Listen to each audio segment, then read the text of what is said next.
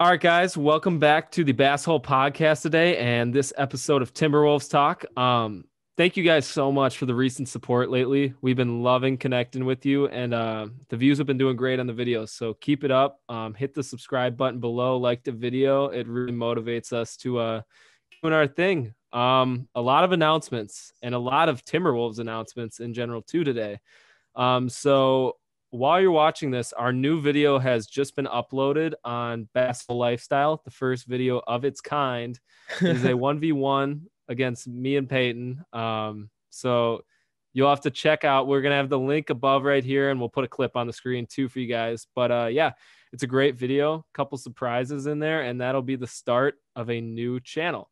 Yep. So if you want to catch our fishing lifestyle content, everything is up on that. So go subscribe to that one too. Couple announcements too. Why we didn't film a Timberwolves talk in the last, I think, 7 days now. Obviously, Peyton and I were on vacation. We made a couple videos on vacation that you guys will get to see too. So you'll just have to stay tuned, be patient. We've been pumping out a lot of content this week. Hopefully you guys all watched our video we dropped yesterday. That was the tier list video. We ranked every single Timberwolves player and put them in a tier. That video is really entertaining. Go check that out if you haven't. And yeah, anything else, Peyton? Well, yeah, just a warning. This is actually our fourth time recording this intro. So if it's a little lifeless or if we're a little, this is the fourth time. The connection it's been a little rough. So if there's any connection issues, please don't blame us. It's not our fault. We're trying our hardest, man.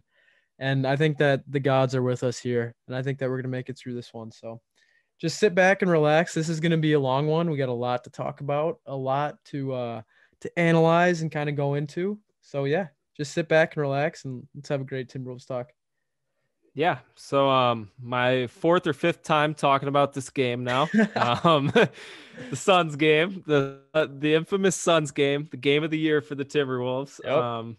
240 bombs. Hasn't been done since Andrew Wiggins and Cat twice actually did this. So it's not even that kind big of of a incredible. Yeah. No, I guess not for the Timberwolves. Ant with the 42 bomb and Cat with the 41 point almost triple double. One of the best games of his career. Yeah, that was Ant's showcase game. If no one was watching Ant in that little 10-game stretch before, now they're watching him after that 42-point game.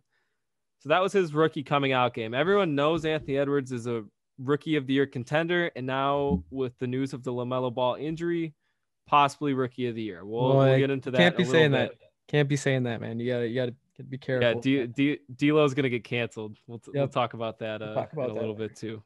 But yeah, what a game. I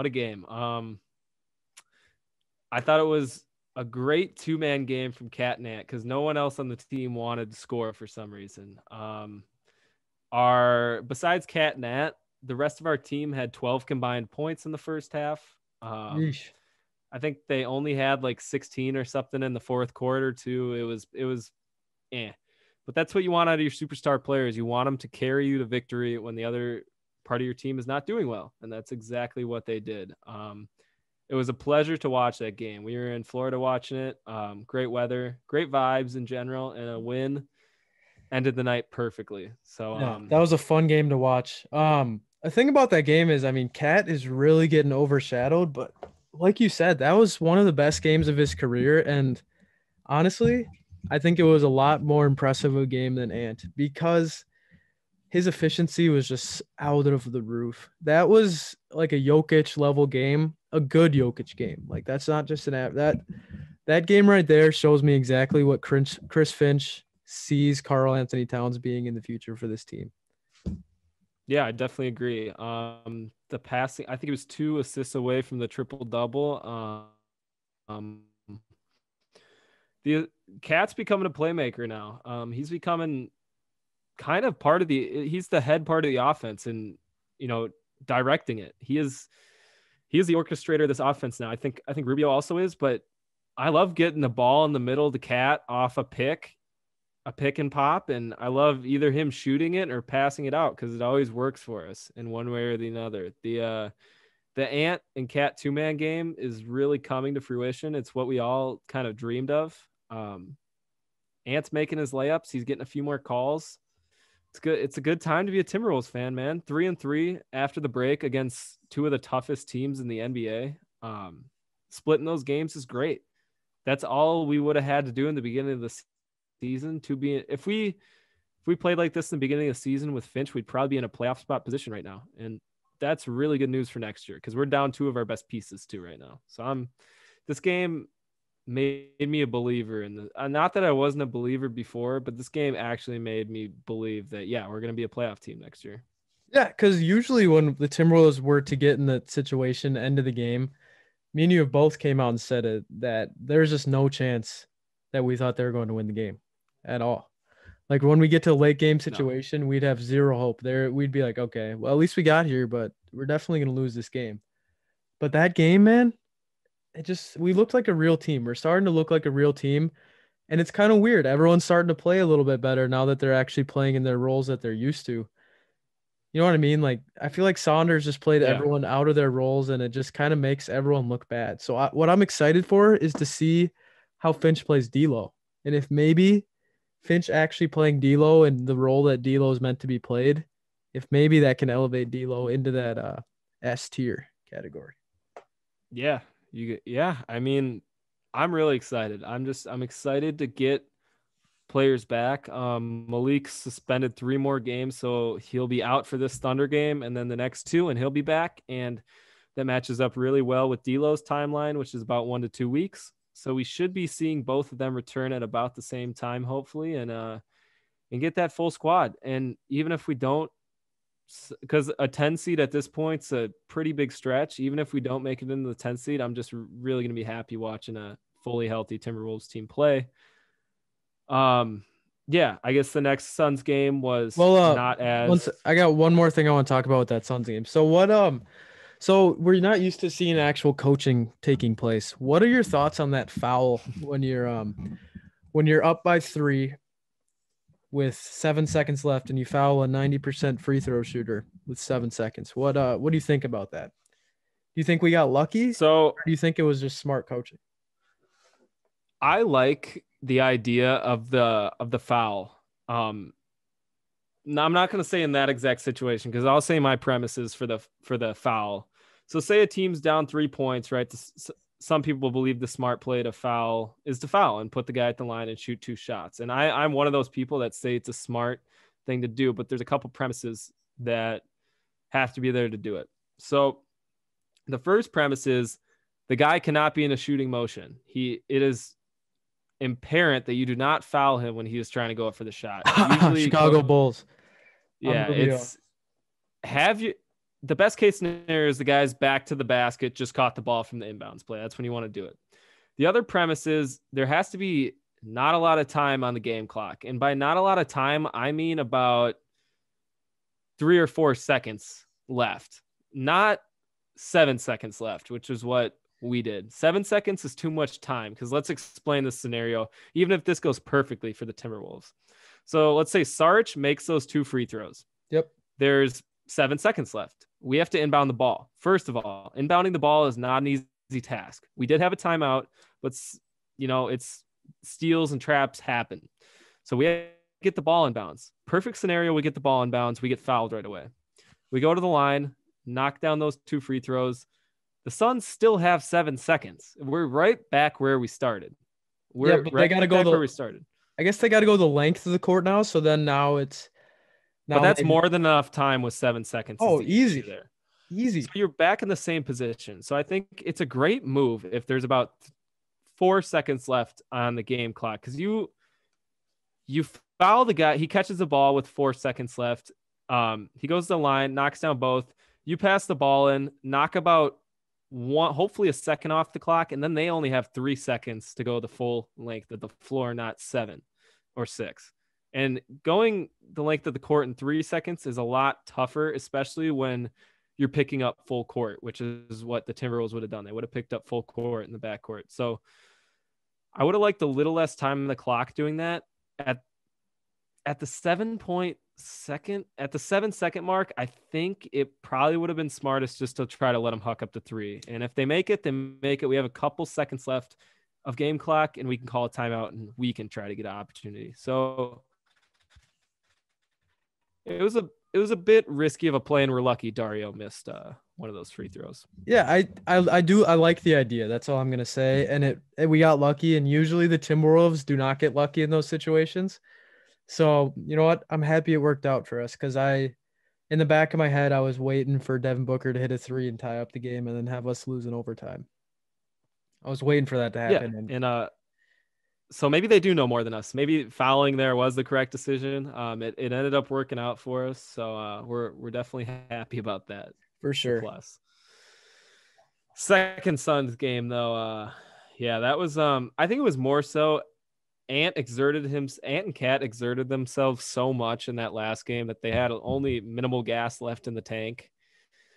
I don't think everyone was locked in that game. I don't think everyone was playing as tough a defense as possible. We weren't making as much shots, and I think the Suns were just motivated to win. Yeah. I think it was a combo of all of that led to our loss. And we were away for both those games. So I mean, it's okay to split 1 out of 2 with the second best team in the West right now. It's okay. Yeah, I'd say that was kind of a throwaway game, to be honest. I don't think many people expected much from us that game, except for we were beefing with a Phoenix Suns fan page in the comment section. So they were very excited to comment back at me that we lost that game, the second game. So I'm happy for them that Denver Broncos page too was also commenting at us. So I'm happy for them that they got that win. I hope it helped out their confidence. But yeah, that was a throwaway game. And then the other game was the Lakers game. We watched that one. I think that the final score doesn't really show the whole picture in that one. I think that we played a really good game all the way up until maybe the first couple minutes of the fourth quarter, and then it really got away from us. But I think it was a little bit closer than what the final score says there. I agree. I think LeBron just took over in the fourth, and there was not much to it there. It's tough to guard him in the fourth. We forgot to mention though in the Suns game, or both those Suns games and the LeBron game, I thought Josh Okogie became his old self again. I thought Josh was that lockdown defender. He made Devin Booker so mad in the second game that he took him out of the entire game after the first quarter. I don't know if you noticed that. I did not. Devin Booker got so frustrated that Okogie was locking him up.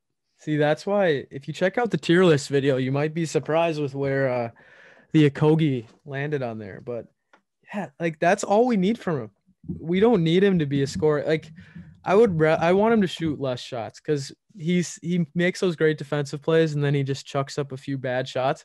I'd be fine if he didn't shoot a shot the whole game. I think. I would 100% be okay with that.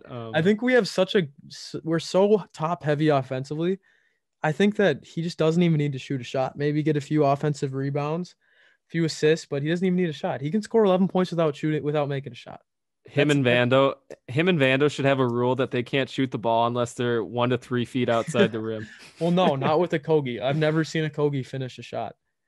He's 0 feet. He has to dunk it. See, because like NBA players should be able to like make a finish look like close, but when he like tries to finish a shot, it just does not even look close to good. Yeah, like he just chucks it up. He chucks up prayers all the time. So, but yeah, it tends to happen a lot with him. I'm really happy with what we saw from him, just stepping up and like, because that's all we wanted from him. All we wanted from him was to be that great defender, and I think that he's really stepped up. Yeah, I expect no less than a win tonight. I think against the Thunder. If I'm correct, Shea and Lou Dort are the only people who do anything on that Thunder team. Besides, Baisley's been having a decent season, but we've seen the Thunder twice now. We should have won both those games. I don't know how we lost the other one.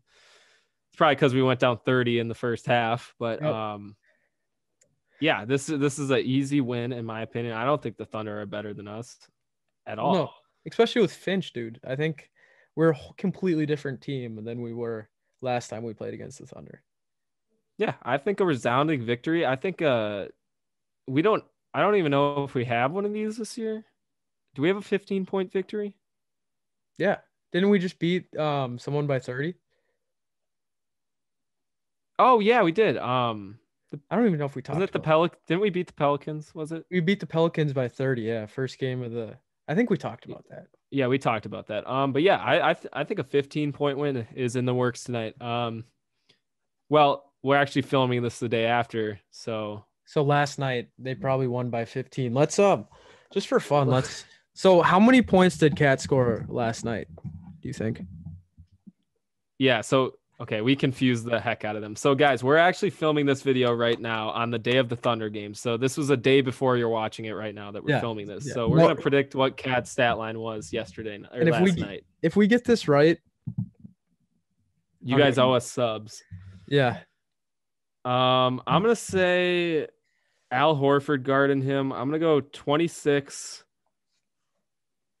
10, 26, 12 rebounds, 8 assists. All right. For me, I'm saying Cat's gonna have a not the biggest scoring night. I think he's gonna go 24, but he's gonna have an abominable rebounding night. I think he's gonna have 24, 18 rebounds. Yep, career night rebounding, 24 points, 18 rebounds, and 7 assists. And then I think we're gonna get into Ant-Man, who's gonna make that second push at Rookie of the Year. I think he's gonna score 32 points, 6 rebounds, 4 assists. All right. I'll go 31, 6 rebounds, 2 assists. All right, so we're both putting him over 30 points, which is kind of a risk, but you know, if we get anything close to that, people are gonna think we actually like filmed the day of. We'll show him this right here. That should say March 22nd, everyone. March 22nd. Get it focused.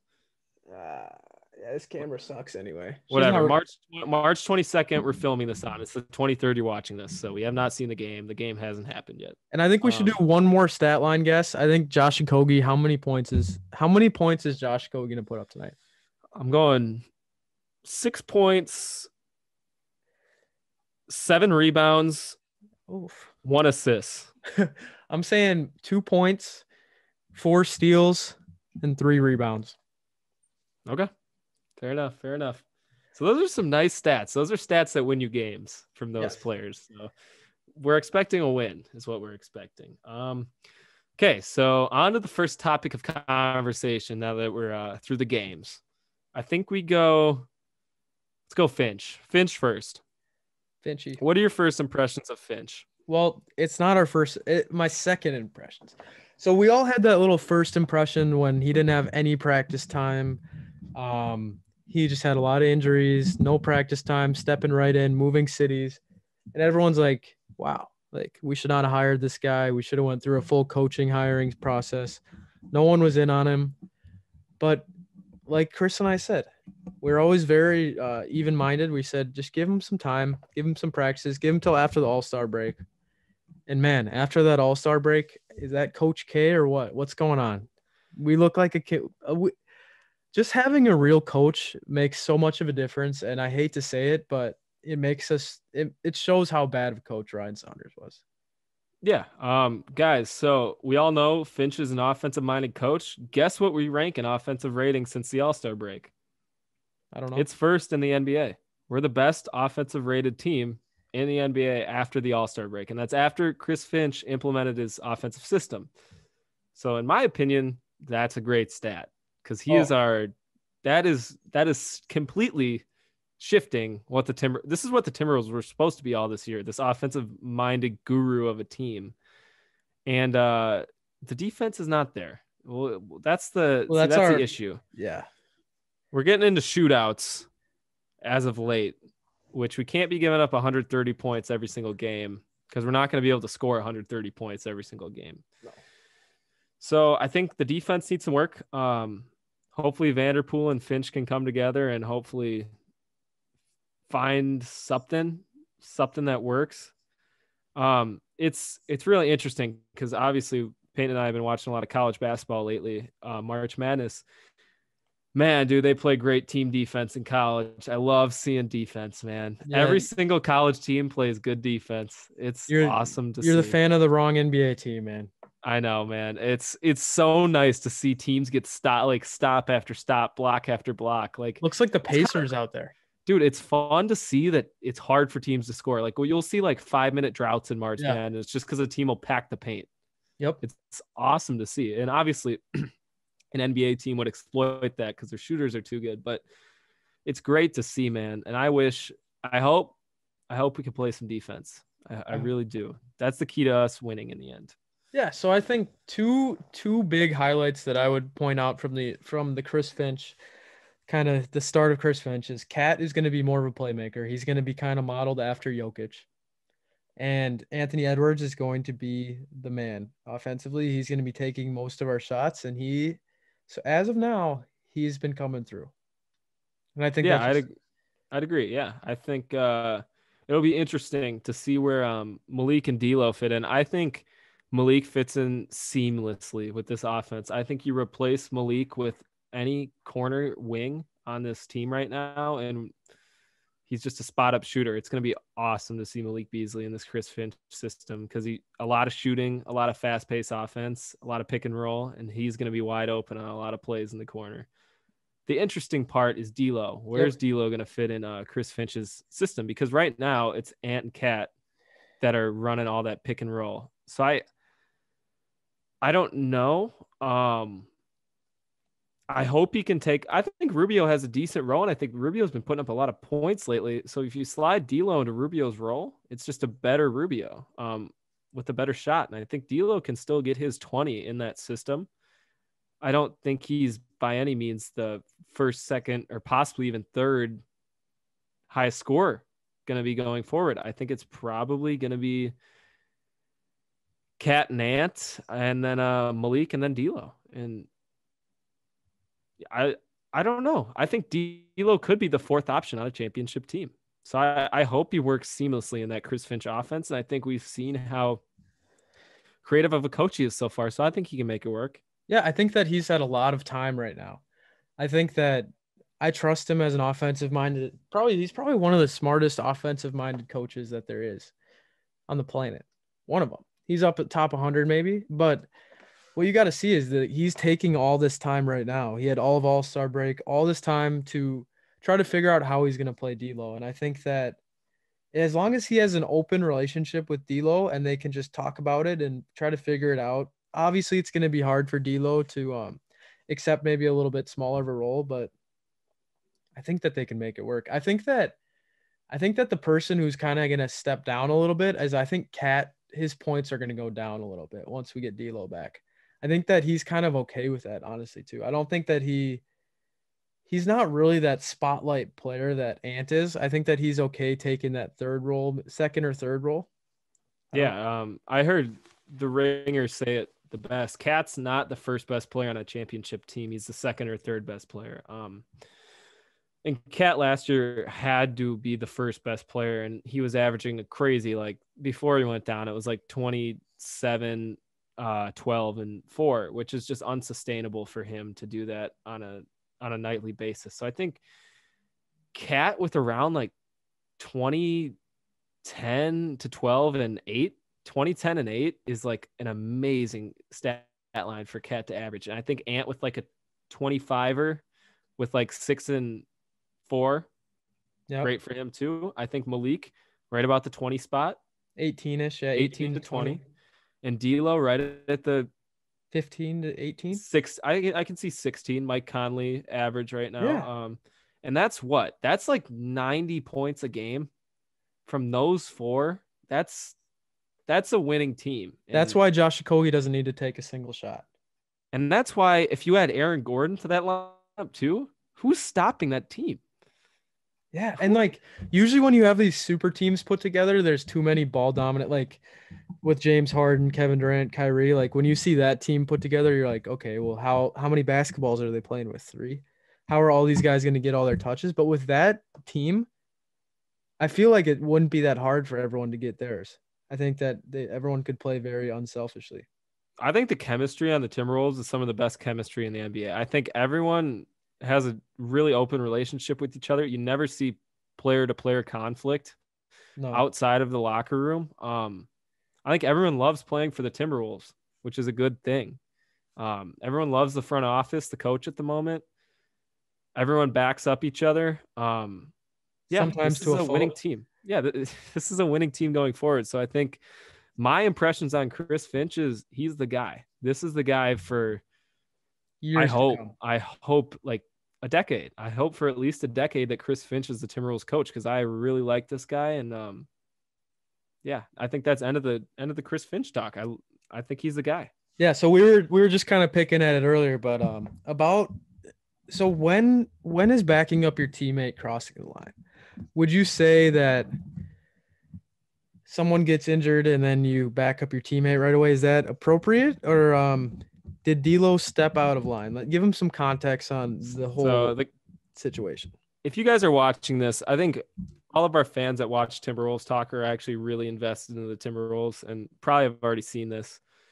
But after the tweets came out that LaMelo broke his wrist and that he was out for the remainder of the season, DLO tweeted Rookie of the Year with like the emoji like this, the sighing emoji. And then it had Anthony Edwards' Twitter handle. So that was 10 minutes after the Woj tweet went out that he was out for the season. A lot of people weren't happy about it. Like around the league, a lot of people weren't happy. Well, I LaMelo think is he's the face of the NBA. He's the poster boy of the NBA right now. So there's a lot of fans. Hello, did we lose connection there? And I think we're back. We're back. All right, we're back. Sorry about that, guys. You go. Yeah, we've been having issues with this. You guys would not believe the amount of issues we've had. I don't even want to talk about it. Just keep going. Just keep. But yeah, I think a lot of people took exception to it. LaMelo is the poster boy of the NBA. My opinion on this is I really don't care. Like, I don't think it's that big of a deal. It's kind of just like, obviously the timing was a little but like, I don't know. It's just like saying like, he's saying everything everyone's thinking. Like, yeah, we all thought the same thing. Right when I saw that, I'm like, oh, Anthony Edwards, the Rookie of the Year. So my take on it is I don't think it was much of a slander at LaMelo Ball. I think that it was like, all right, so now the top guy's out. Everyone could agree that LaMelo at this point of the season is the Rookie of the Year. If the season ended right now due to a pandemic or something, I think that you would give LaMelo Ball Rookie of the Year, no doubt. And we're the biggest Anthony Edwards stands that there are, but I think that. See, I want to bring upon a take that I don't think anyone is talking about right now. So he gave the sighing emoji, which I think meant like everyone's sleeping on that Anthony Edwards is working his way up the rookie ladder. Like no one was even talking about Anthony Edwards as Rookie of the Year until this past week. Yeah. So I think it was more so just like, oh, everyone's sleeping on him, and now you're all here because LaMelo broke his hand. Now you're all like, oh, now Anthony Edwards Rookie of the Year. When in all reality, I think they thought he was the real Rookie of the Year. Okay. I mean, I have a little different take. I think that so now that LaMelo's out, now it's an open race. So now I think it's not even. See, that's the thing. It's not an open race right now. Is the thing. Anthony Edwards is the LaMelo now. Like, there's no. I'm sorry, Emmanuel Quickly. I'm sorry, Tyrese Halliburton. You're not as good as Anthony Edwards, and you're not having as good of a season as Anthony Edwards, especially there you go. Late. That backed up exactly what D'Lo's saying. I think that he's saying, okay, well, now that LaMelo's out of there, Anthony Edwards is the Rookie of the Year. First of all, no doubt. Because I like both those guys. I love Halliburton, and Quickly's fine, but Quickly's not even a starter, first of all. And Halliburton's kind of – the Kings are just not – I don't know how to word this. Like, well, they're better than the Timberwolves. They're better than the Timberwolves at the moment, I guess. But De'Aaron Fox, there's people that overshadow Tyrese Halliburton, whereas Anthony Edwards is the number one guy at the moment. Clear cut. Like, you know what he's doing. So I think there's no even competition at this point, and it sucks for LaMelo, but like you have to play at least. It was kind of like the Zion rule where like Zion got hurt and then Ja had a good rest of the season. Like you can't give it to a guy, even though he has better stats per se, but he didn't play as many games because those stats can fluctuate. So, well, it's the same thing with MVP. If one of the MVP candidates went out right now with a season-ending injury, they'd be taken out of the MVP race. Yeah. That's So a fact. as of the moment, now that LaMelo's out for the rest of the season, and say Anthony Edwards just does a little bit of what he's been doing these past couple weeks, I'll say it right now. This is Chris's take. Anthony Edwards is rookie of the year. Wow, that's a very you're going out on a limb with that take there. Yeah. It's just kind of bumming out. It kind of bums me out because I would have liked to see LaMelo and Ant just have a head-to-head. Yeah. Because A I good think old fashioned Donovan Mitchell, Ben Simmons race. And that would have been, that's what we were kind of going for because Anthony he Edwards was coming. picked up steam, man. He was, and that's the problem. He's gonna win, and everyone's gonna say, "Oh, like Mickey Mouse." I already saw the comments. Mickey Mouse rookie of the year. I already saw that, but it's too bad because there would have been a great finish, I think, even if LaMelo came on top. Yeah, for sure. And I would have had no problem with LaMelo winning rookie of the year. And you know what? I think that injury is one that usually doesn't have too many long-term effects. So I think LaMelo is going to be okay. I feel bad for him. I feel bad for the whole Hornets fan base. And you know what? Injuries suck, man.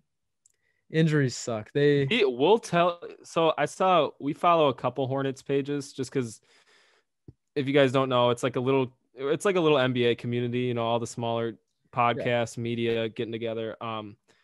And they're like, oh man, like injuries suck. And I'm like, you're telling it to the people who have been injured this entire season since the second game. Like we know the feeling of not having players. Like it sucks not being able to watch a superstar or a great player that you acquired last year at the deadline that you can't watch with your other superstar.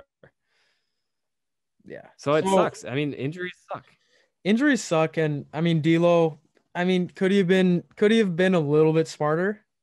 Yes. He could have maybe waited. He could have worded it differently, but that is nothing to lose your mind over. He's not going to get canceled over that. There's nothing offensive about what he said.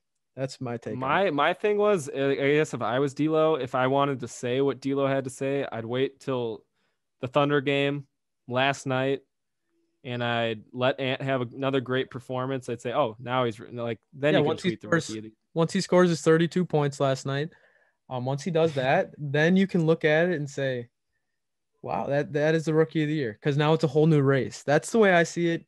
And I think that's final. I don't think that people should be losing their heads over this. Yeah. So I made a big take. I think now that LaMelo's down, I think Ant is the leader in the rookie of the year standings. Yeah, I don't know if that's I think that's a pretty average take, to be honest there. I think he's rookie of the year in my opinion now. All right. And hopefully he can continue to back us on that claim. Yeah. And now okay. Next, see guys, we told you at the beginning of this, there's so much Timberwolves stuff that came about this last week.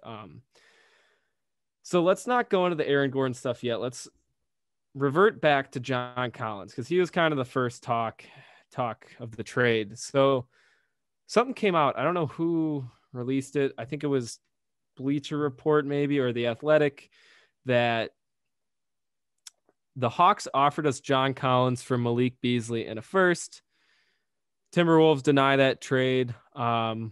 Really good choice in my opinion. I honestly, if it was honestly just a Malik for a John Collins swap, I might even just keep Malik there. Like I love John Collins, but a 24-year-old. So this is what the Hawks are trying to get. They were trying to get a 24-year-old with the best contract in the NBA right now. Yeah.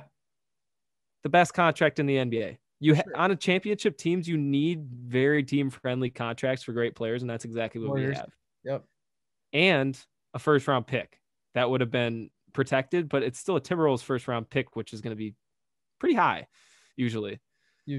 So I'm glad. I hope what Rosas did was I hope he heard that offer on the phone and hung it up right away without even saying anything. And I hope that's what he did. That was terrible. Because a lot of people are myself, I was a little worried that we were going to trade away Beasley because he has such high value right now. And just hearing that kind of relaxes me a little bit because now I'm like, okay. So now onto the Aaron Gordon. So that's just the John Collins thing. And John Collins is a much better player than Aaron Gordon. Magic want 2 first-rounders and a young player is their starting price for Aaron Gordon. Obviously, everyone was freaking out over that, but it's like anything in It's life, business, man. you start high, man. You start the bar the highest it can possibly get, so you can only work down from there. You don't have to work back up. That is an insane asking price for Aaron Gordon. No one is giving them anything close to that for Aaron Gordon. No. It's most likely going to be a young player in the first. There were some comments that surfaced that from his agent that he wanted a big city with a lot of endorsements. Minnesota, there you go. So I don't know. Is that a shot at Minnesota? I think that's kind of trying to get Minnesota away from the picture. But then I also saw another thing, Zinski, that said Minnesota has been the heaviest pursuer of Aaron Gordon over the past few months. I don't know where you go from there. I don't know what the heck is going to happen in these next 3 days of the trade deadline. He could have already got traded while you guys are watching this. Oh yeah, he could be. He definitely could be traded already. So I don't know. I don't know if it hasn't happened already. I honestly have no clue who is the leader right now because it's the Blazers, Celtics, and Wolves, I think. Or the Nets. I don't think the Nets have the I know, Nets don't have the capital, but that would be a Nets move. Yeah. No, but honestly, man, at this point, after what we've been talking about with the Chris Finch Wolves, I honestly will be okay if we don't get Aaron Gordon. I don't think we need him. I think he's just a great, if they can somehow land him for like, I think the deal has to be Rubio because Peyton and I did the trade simulator before, and it can't be Rubio Culver in a first because then the Magic would be over the luxury tax. So it has to be a Rubio Noel, Rubio Layman. It's just not going to be I don't know how you'd work a Culver trade is the issue there. Maybe the Magic throw in a player too to work if they want Culver, but I don't think they want Culver. I don't know. I guess who said they were head over heels for Ricky Rubio? That's what we thought we heard. Probably Darren said that.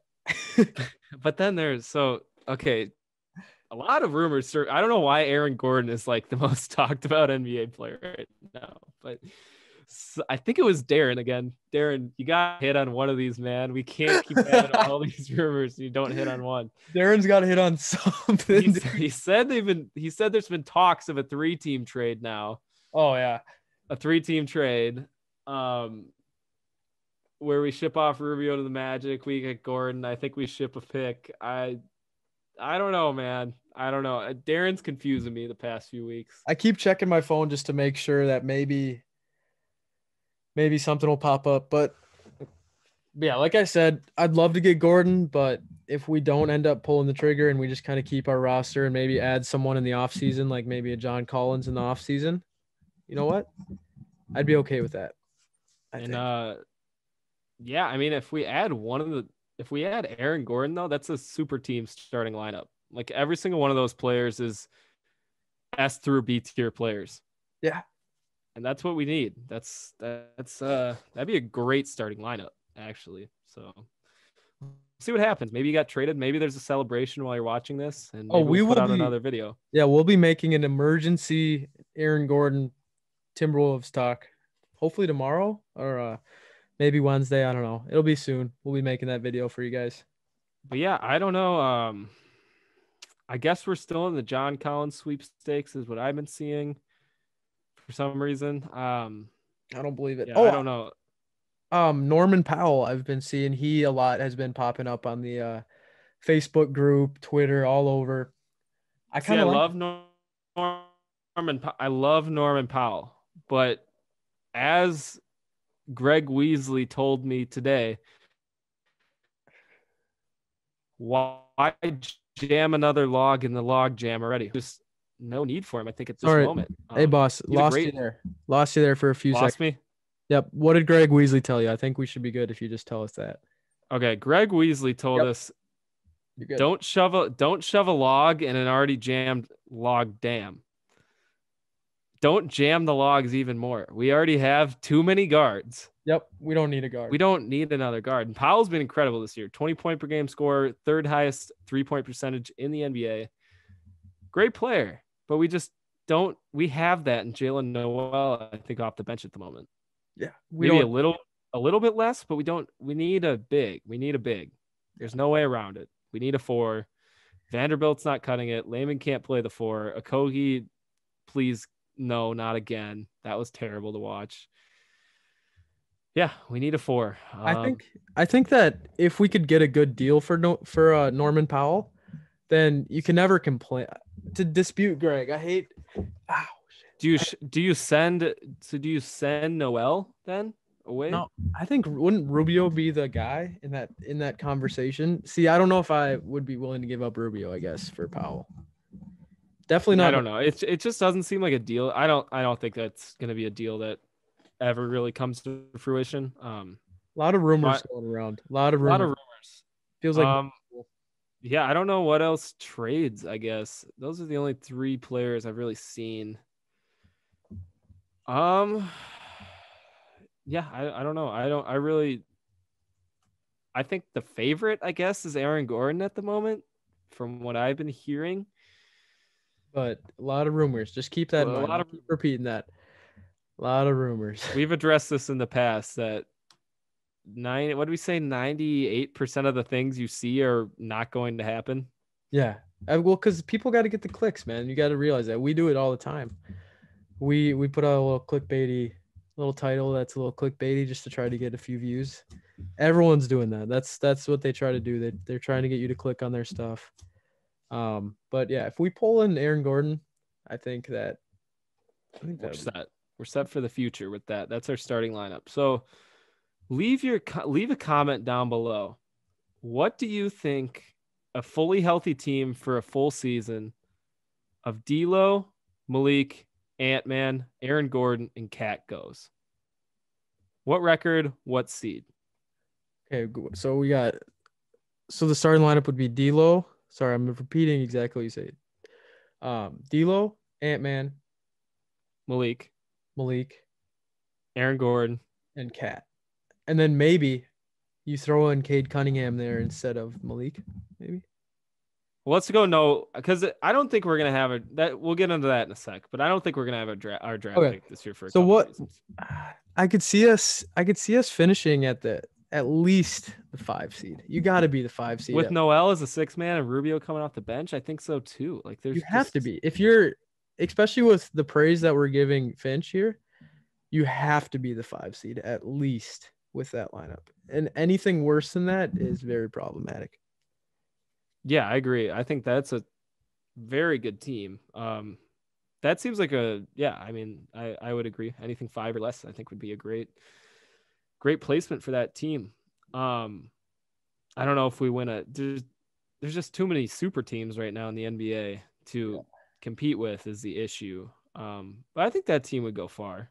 I really do think they go pretty far in the playoffs, but you kind of touched on it a second. The pick situation. So guys, I don't even think we're going to be in the top 3 worst teams in the league for a couple reasons. I